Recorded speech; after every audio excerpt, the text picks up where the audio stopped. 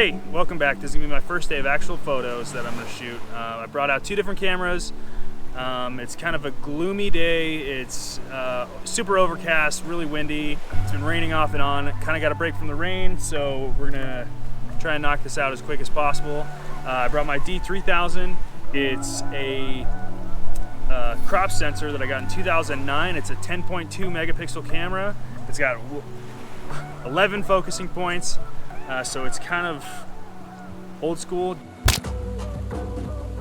I also brought out my Z6. It's got a 24-70 2.8 on it. I'm going to shoot both of these. I'm hopefully going to get similar effects with both cameras, just to kind of demonstrate that you don't need a really expensive camera to achieve essentially a similar look or the same look. I am going to use an ND filter on. I'm going to start with an ND filter, without an ND filter. I'll kind of play around with it for a few minutes, see which one I like better.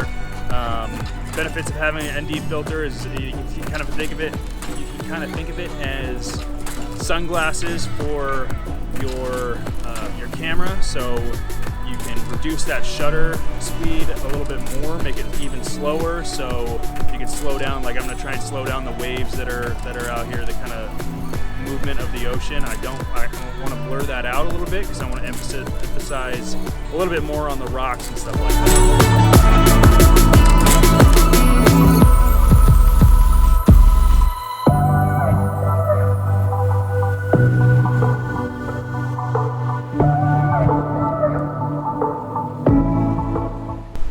So right now I'm shooting about a 4-second exposure. That's going to kind of blur out all of the ocean and then leave like the rock structures and the sand and stuff like that all kind of intact in the picture. So it'll have like a blurry ocean, or almost transparent or like misty looking ocean, and then a like real predominant rocks and stuff like that. And that's kind of the look that I'm going for, especially like I said before, because today's so moody and gloomy that it's I think it'll look good.